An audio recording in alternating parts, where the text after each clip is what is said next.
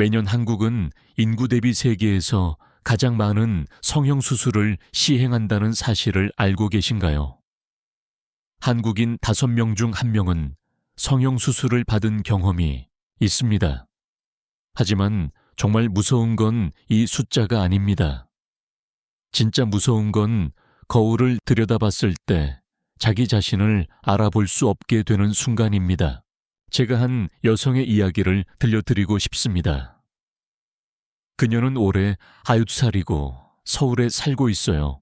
10년 전 그녀는 간단한 쌍꺼풀 수술로 시작했습니다. 그냥 쌍꺼풀 라인만 만드는 거였죠. 하지만 수술 후 거울을 보니 코가 새로운 눈과 어울리지 않는 것 같았어요. 그래서 코 수술을 했습니다. 코를 하고 나니 턱이 맞지 않았어요. 그래서 턱을 했고, 그 다음은 광대뼈, 그 다음은 이마. 10년 동안 15번의 수술. 그런데 가장 끔찍한 게 뭔지 아세요? 그녀는 여전히 자신의 얼굴에 만족하지 못합니다. 여전히 고쳐야 할 무언가를 찾고 있어요. 하지만 그녀가 진짜로 찾고 있는 건 얼굴에 있는 게 아닙니다. 그것은 내면 깊숙한 곳, 칼이 닿을 수 없는 곳에 있습니다.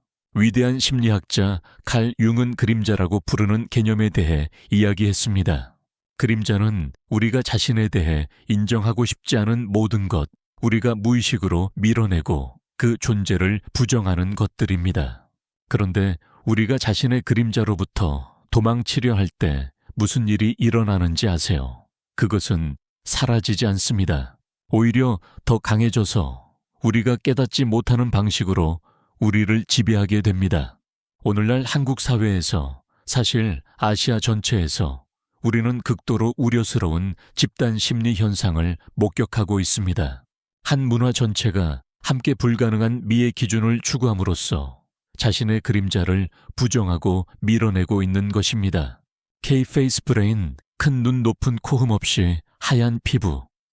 이 모든 기준들은 단순한 미적 트렌드가 아닙니다. 이것들은 윤기투사라고 부른 깊은 심리적 방어 기제의 표현입니다. 우리가 K-페이스 기준에 맞는 완벽한 얼굴을 가진 사람을 볼 때 우리는 단지 아름다움을 보는 게 아닙니다. 우리는 자신이 아닌 모든 것 자신에게, 부족한 모든 것 자신에 대해 두려워하는 모든 것을 보고 있는 겁니다. 그리고 그 두려움과 마주하는 대신 우리는 수술실로 달려갑니다. 하지만 잠시 멈춰서 자문해 보세요. 왜 우리는 이렇게까지 두려워하는 걸까요? 무엇이 두려운 걸까요?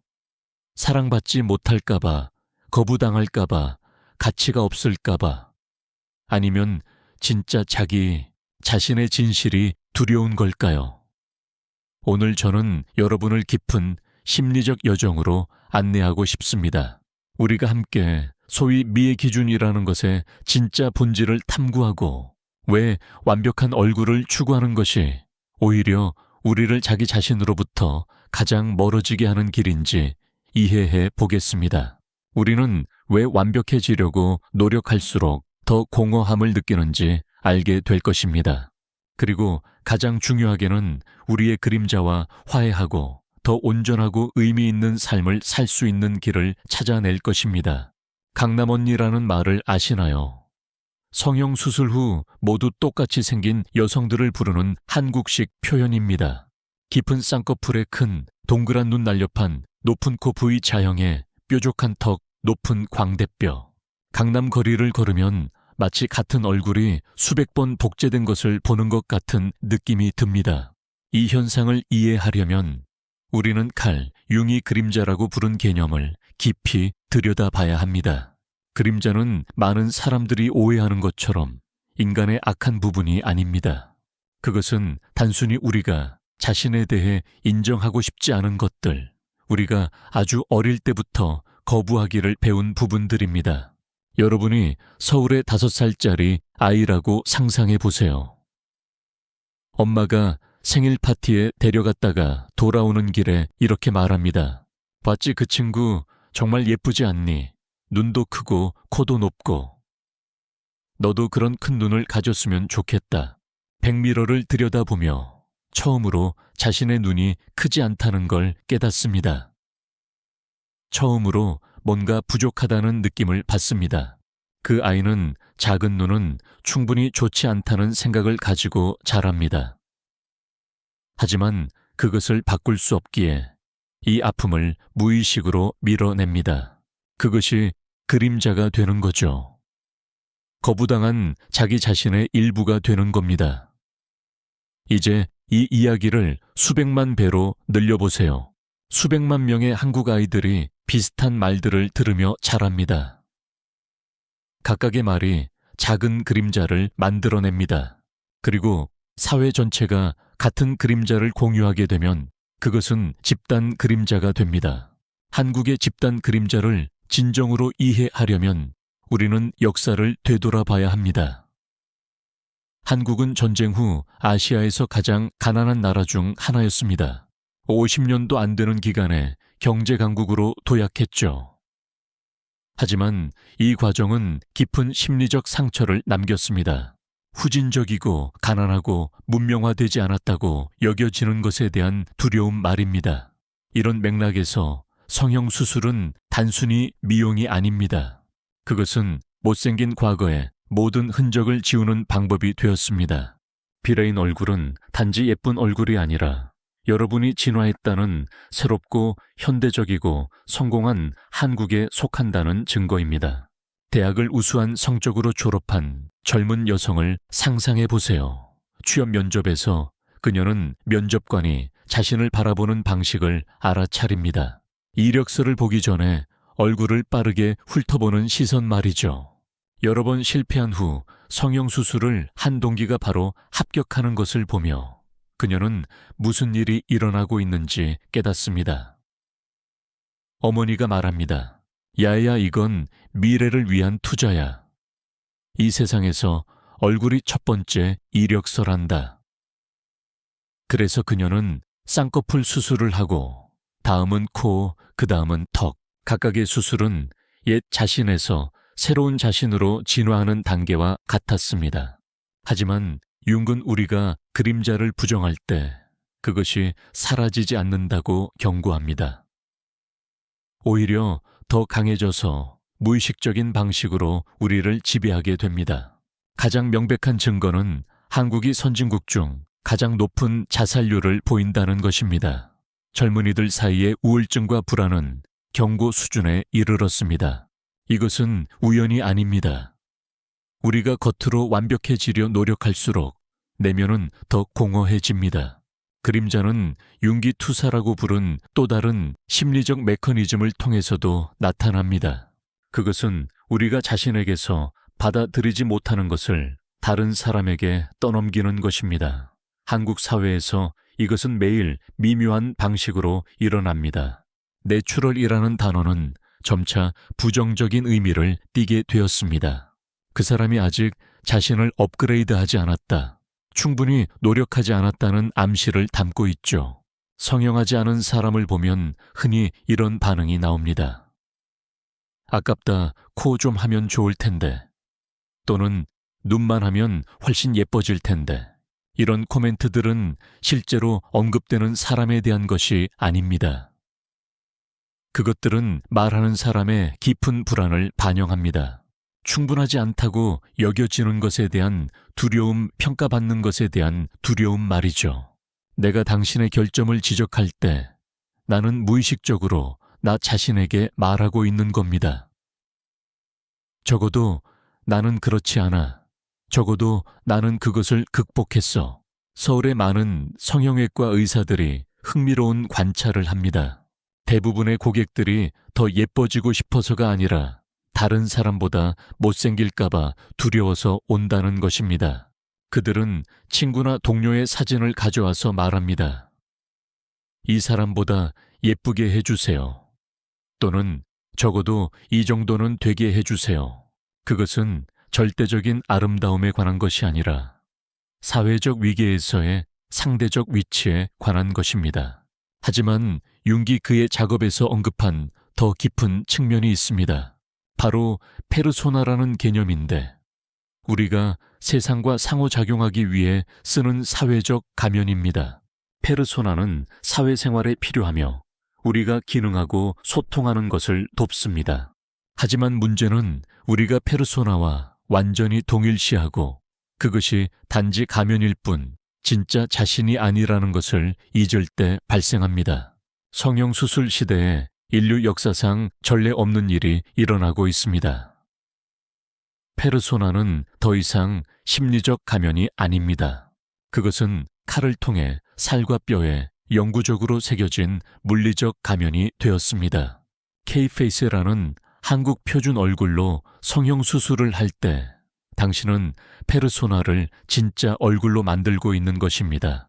그리고 일단 가면이 얼굴이 되면 어떻게 그것을 벗을 수 있겠습니까? K-페이스는 사실 집단 페르소나입니다. 한국인의 자연스러운 아름다움도 아니고 완전히 서구적인 아름다움도 아닌 자연에 존재하지 않는 인공적인 구조물 혼합체입니다. 수천 명이 같은 가면을 쓸 때 개인 간의 경계가 흐려집니다. 거울을 들여다보면 자신이 아니라 집단 가면의 한 버전을 보게 됩니다. 거리를 걸으면 낯선 사람의 얼굴에서 자신을 보게 됩니다. 이것은 전례 없는 문화적 정체성 위기로 이어집니다. 많은 한국 가족의 3대 가족 사진을 보면 무서운 변화를 볼 수 있습니다.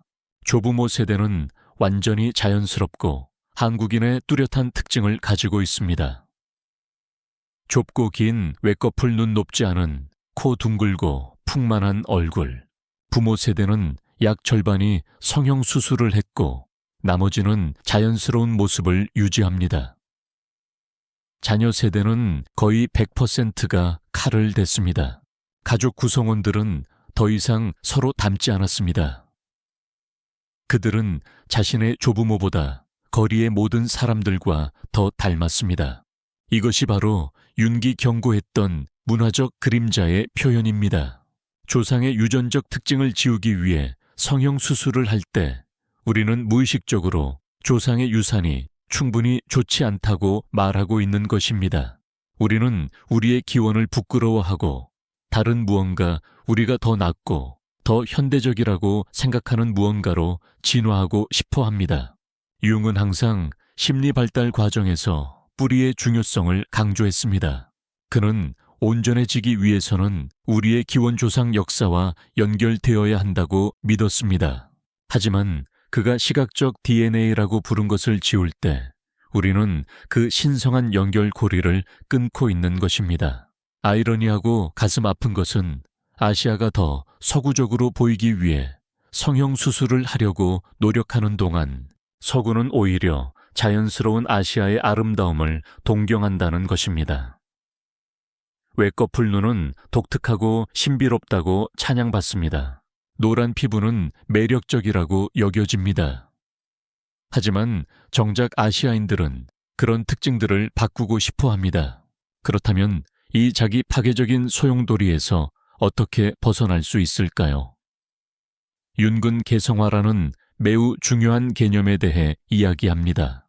독특하고 온전한 개인이 되는 과정 말이죠. 이것은 그의 이론에서 심리 발달의 최고 목표로 여겨집니다. 하지만 사회가 동일성을 요구할 때 어떻게 자기 자신이 될 수 있을까요? 모든 사람의 목표가 똑같이 보이는 것일 때 어떻게 독특할 수 있을까요? 답은 간단하지도 쉽지도 않습니다. 그것은 의식에서 시작됩니다. 당신이 무언가를 의식적으로 할 때 자신의 진짜 동기를 이해하고 무의식적인 두려움에 지배되지 않을 때 그것이 개성화의 첫 걸음입니다. 외모지상주의 문화에 참여하지 않기로 결정한 젊은이를 상상해 보세요.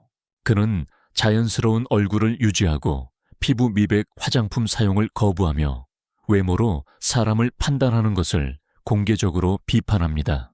결과는 어떨까요? 많은 한국 기업들이 여전히 이력서에 사진을 요구하기 때문에 그는 구직에 어려움을 겪습니다. 친구들은 그가 극단적이라고 생각해 멀어집니다. 심지어 가족조차 왜 그가 스스로를 이렇게 힘들게 만드는지 이해하지 못합니다. 하지만 서서히 이 사람은 뜻을 같이 하는 사람들을 찾습니다. 그들은 모든 사람이 가면 없이 가장 없이 있는 그대로 받아들여지는 작은 공동체를 만듭니다. 윤근 이런 공간을 테메노스라고 부릅니다. 치유가 일어날 수 있는 신성한 공간 말이죠.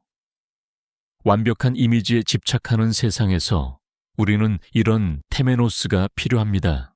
가면을 벗고 자기 자신이 될 수 있는 곳 말입니다. 하지만 개성화는 맹목적으로 사회에 맞서는 것만이 아닙니다. 단지 다르기 위해 다른 것이 되는 것도 아닙니다. 대신 그것은 모든 사회적 기대 가족의 압력, 개인적 두려움 아래에 있는 진짜 자신을 찾는 것입니다. 융은 또한 그림자 작업이라는 방법을 개발했습니다. 이것은 그림자를 제거하는 것이 아닙니다. 그것은 불가능하니까요. 대신 그림자를 인식하고 받아들이고 우리의 의식에 통합하는 것입니다. 이 과정은 자각에서 시작됩니다. 자신의 외모를 비판할 때마다 주의를 기울이세요. 그 비판 뒤에 있는 감정에 주목하세요. 두려움인가요? 질투인가요? 수치심인가요? 이것이 바로 인식하고 인정해야 할 그림자 물질입니다. 다음 단계는 그림자와의 대화입니다. 그 부정적인 감정들을 억압하거나 그에 따라 행동하는 대신 그것들에 대해 호기심을 가지세요. 왜 나는 내 코를 싫어할까? 성형수술을 원하는 욕망 뒤에 숨은 두려움은 무엇일까? 만약 내가 완벽한 얼굴을 가진다면 내 삶이 정말로 어떻게 바뀔까? 마찬가지로 중요한 것은 외모를 넘어서는 의미를 찾는 것입니다. 융은 항상 삶의 목적기여 다른 사람들과의 연결의 중요성에 대해 이야기했습니다. 당신의 삶이 외모보다 더 깊은 의미를 가질 때 외모에 대한 압박은 자연스럽게 줄어듭니다.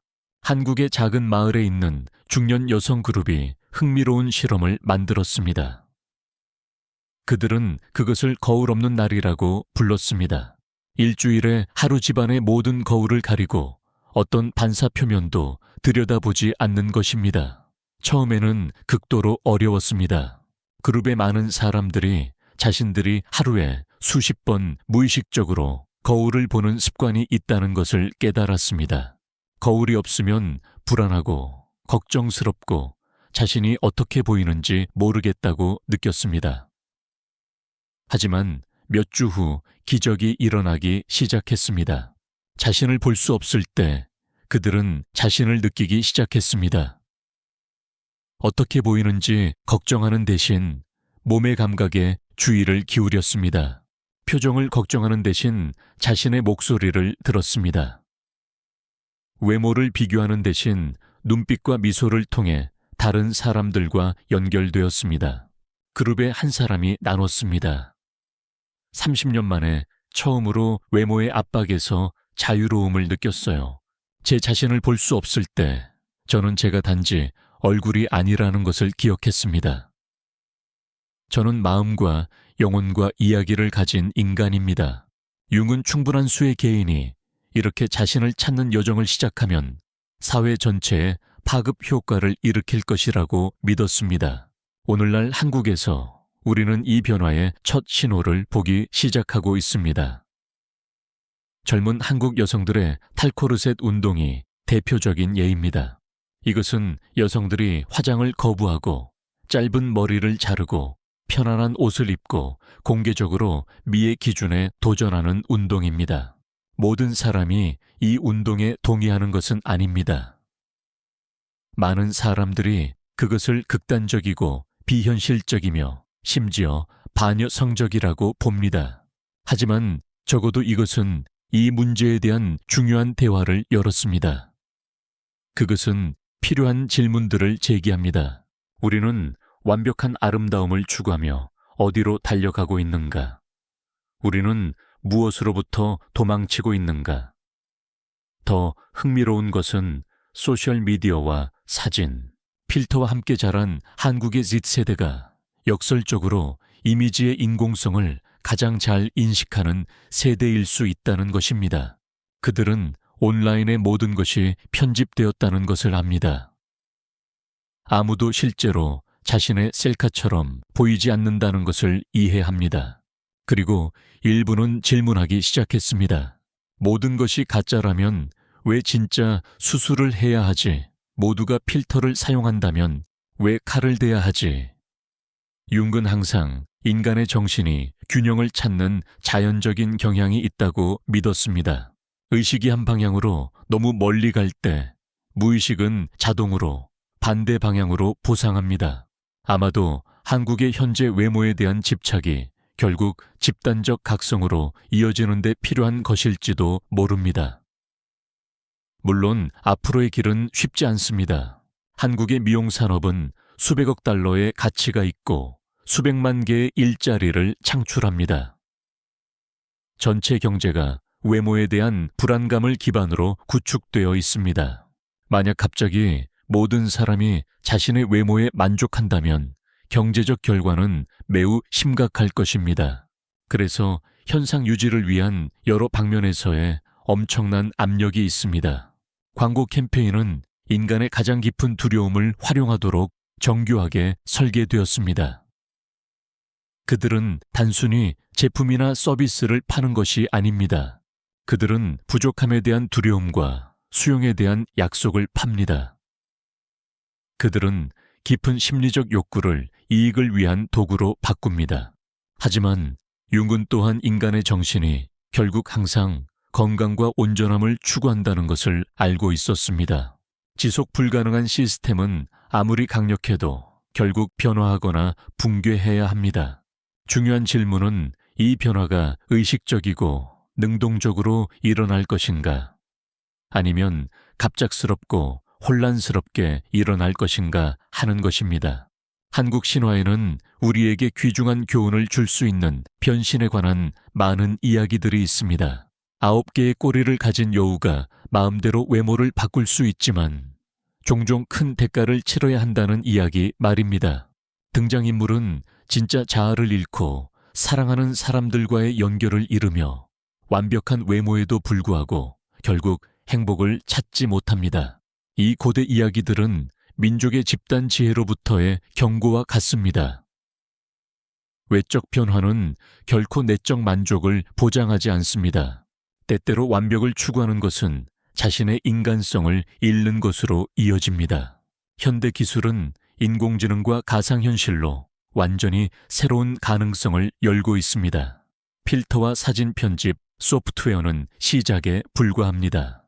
가까운 미래에 우리는 완전히 맞춤화할 수 있는 가상 아바타를 갖게 될 것이고 수술 전에 가상현실에서 새로운 얼굴을 시도해 볼 수 있으며 몇 번의 클릭만으로 외모를 완전히 바꿀 수 있는 디지털 세계에서 살 수 있을 것입니다. 이것은 인간의 본질과 정체성에 대한 매우 깊은 철학적 질문을 제기합니다. 외모를 그렇게 쉽게 바꿀 수 있다면 그것이 무슨 의미가 있을까요? 모든 사람이 가상현실에서 아름다울 수 있다면 아름다움에 가치가 있을까요? 그리고 가장 중요한 것은 가짜 이미지의 세계에서 우리는 진짜 인간을 어떻게 정의할 것인가요? 융은 분명히 기술이 인간의 기본 심리를 바꾸지 않는다고 말할 것입니다.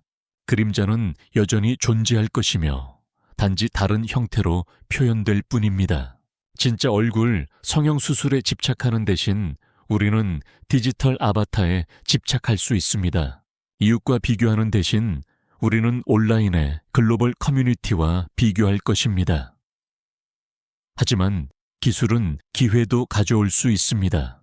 가상공간은 성형수술과 같은 영구적인 결과 없이 정체성을 실험하고 다양한 성격의 측면을 탐구할 수 있는 안전한 장소가 될 수 있습니다. 그것은 디지털 시대의 개성화를 위한 도구가 될 수 있습니다. 가장 큰 도전은 물리적 현실 살아있는 몸의 경험과의 연결을 유지하는 방법입니다. 융은 항상 몸을 통한 경험의 중요성을 강조했습니다.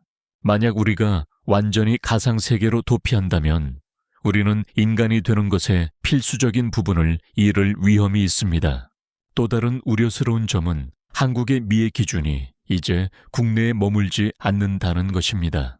K-팝, K-드라마, K-뷰티와 함께 한류를 통해 이러한 기준들이 놀라운 속도로 전 세계로 퍼지고 있습니다. 브라질의 10대들은 한국식 화장법을 배웁니다. 인도의 소녀들은 유리 피부를 원합니다. 나이지리아의 젊은이들은 쌍꺼풀 수술을 위해 돈을 모읍니다. 이것이 문화 제국주의의 새로운 형태일까요? 아니면 연결된 시대의 글로벌 미의 이상의 자연스러운 진화일까요? 융은 아마 둘 다 맞고 둘 다 틀렸다고 말할 것입니다. 인간 심리에는 보편적인 요소가 있지만 각 문화의 특정한 표현도 있습니다. 진짜 위험은 한 문화의 그림자가 다른 문화에 수출되고 강요될 때입니다. 한국의 외모에 대한 불안이 글로벌 불안이 될 때, 지역의 미의 전통이 대량 생산된 이상으로 대체될 때. 하지만 동시에 이것은 대화와 상호 학습의 기회도 만듭니다. 다른 문화들은 한국이 자신의 미의 상처를 되돌아보고 치유하는 데 도움이 되는 관점을 제공할 수 있습니다. 융은 초기 경험이 평생 지속되는 심리적 패턴을 형성한다는 것을 이해했기 때문에 어린 시절의 심리 발달에 특별한 관심을 가졌습니다. 오늘날 한국에서 아이들은 매우 어린 나이부터 미의 압력에 노출됩니다. 완벽하게 예쁜 캐릭터가 나오는 어린이 프로그램, 특정 체형을 돋보이게 하도록 디자인된 교복, 그리고 가장 중요한 것은 부모들이 끊임없이 외모에 대해 언급한다는 것입니다. 적게 먹어 살찌고 있어. 열심히 공부하면 나중에 눈 수술 시켜줄게. 왜 너는 저 친구처럼 하얗지 않니? 이런 환경에서 자란 아이는 외모가 인간의 가치를 결정한다는 메시지를 내면화합니다. 그들은 외모에 대한 높은 경계심을 발달시키고 끊임없이 다른 사람과 자신을 비교하며 사랑이 조건부라고 깊이 믿습니다. 예쁘거나 못생겼느냐에 달려있다고 말이죠. 이것은 세대 간 트라우마를 만듭니다. 부모는 자신의 미에 대한 불안을 자녀에게 투사합니다. 자녀는 자라서 아이를 낳고 순환을 계속합니다. 그림자는 보이지 않지만 매우 무거운 유산처럼 전달됩니다. 이 악순환을 깨려면 의식적인 양육이 필요합니다. 부모는 자녀를 도울 수 있기 전에 자신의 그림자와 마주해야 합니다. 그들은 미와 인간 가치에 대한 자신의 가정에 의문을 제기해야 합니다. 그들은 말로만이 아니라 자기 수용의 모델이 되어야 합니다. 일부 성우적인 부모들이 이미 이것을 시작했습니다. 그들은 자녀의 외모에 대해 언급하기를 거부합니다. 그들은 다양한 형태의 아름다움을 축하합니다. 그들은 자녀에게 진정한 가치는 성격 친절, 지능 창의성에서 나오는 것이지 외모에서 나오는 것이 아니라고 가르칩니다. 이것은 외모에 집착하는 사회에서 혁명적인 행동입니다. 하지만 그것은 변화의 씨앗이 될 수 있습니다. 다른 가치관으로 자란 세대는 사회 전체의 집단 의식을 바꿀 수 있습니다. 융은 이미지와 지위에 대해 걱정하는 작은 자아인 에고와 의식과 무의식을 모두 포함하는 정신의 전체인 대문자 S로 쓰는 셀프를 구별합니다.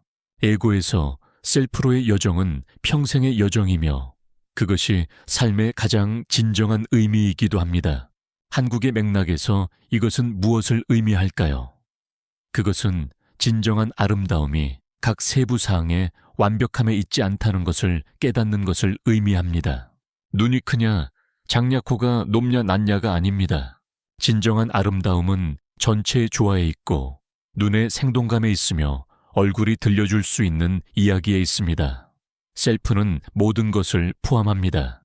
빛과 그림자, 아름다움과 추함, 젊음과 늙음 모두. 우리가 자신의 이 모든 측면을 받아들일 때 우리는 더 이상 그림자의 두려움에 지배되지 않습니다. 우리는 진정한 의미에서 자유로워집니다.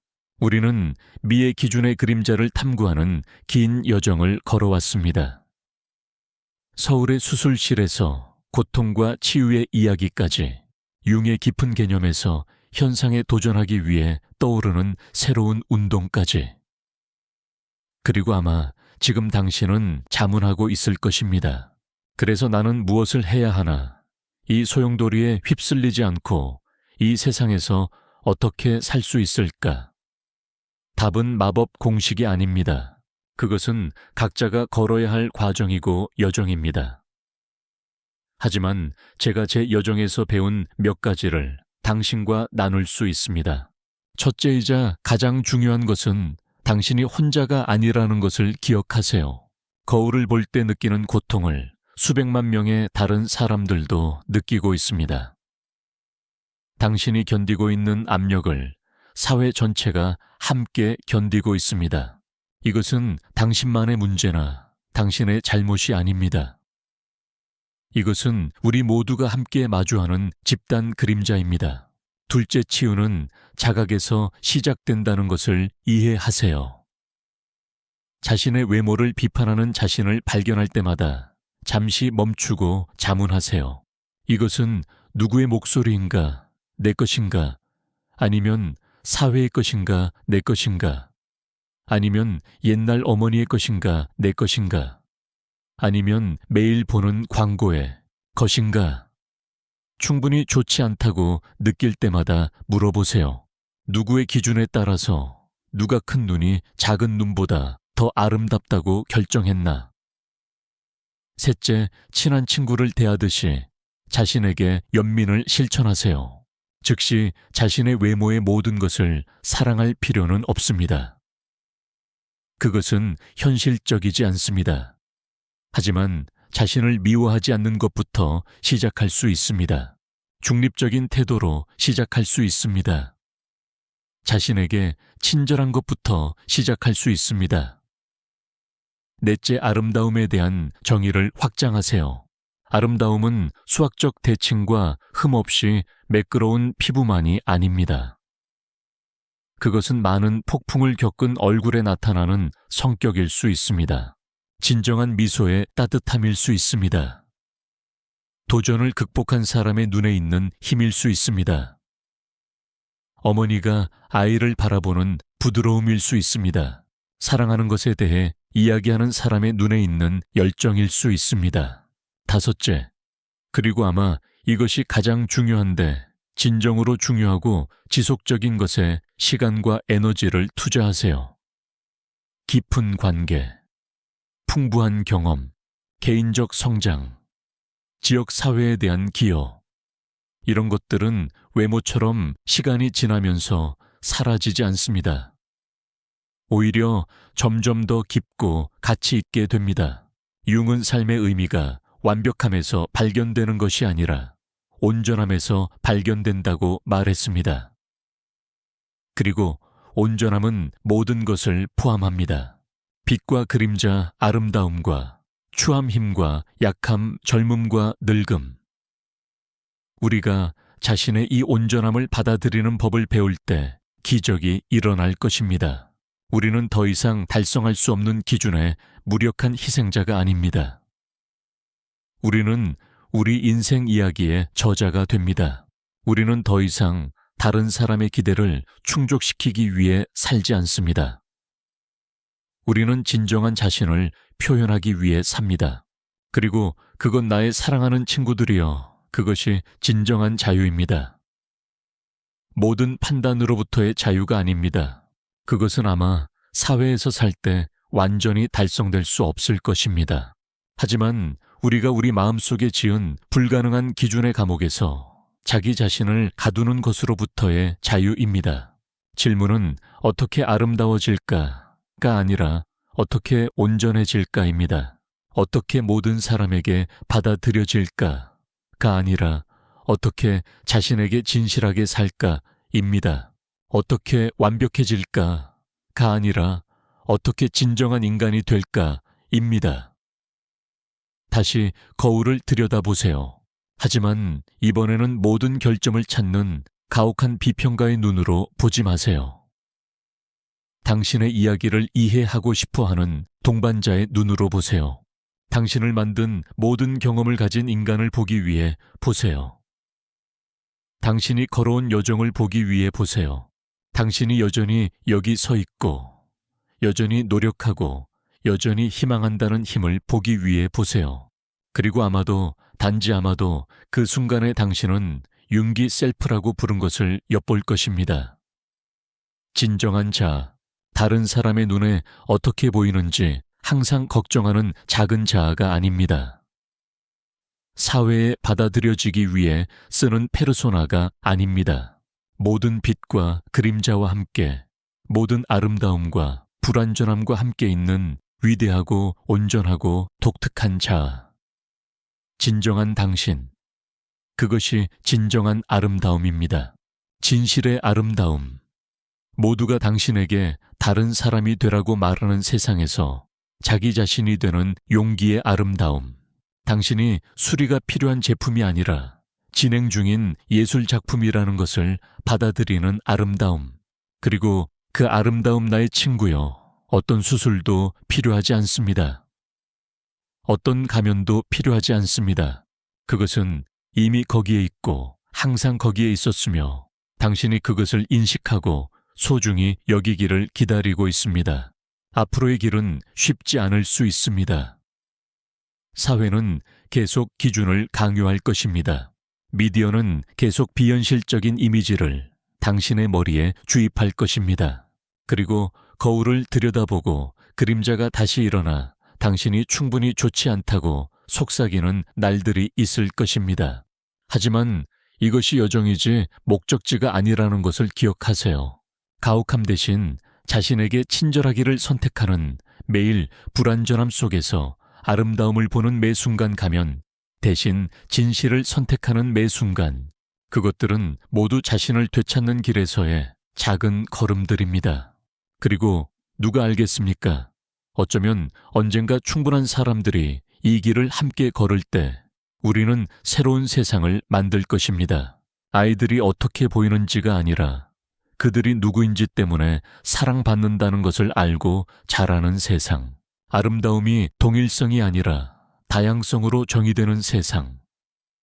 사람들이 얼굴이 아니라 이야기로 가치를 인정받는 세상. 그것은 터무니없는 꿈처럼 들릴 수 있습니다. 하지만 융은 모든 큰 변화가 마음속에서 시작된다고 우리에게 가르쳤습니다.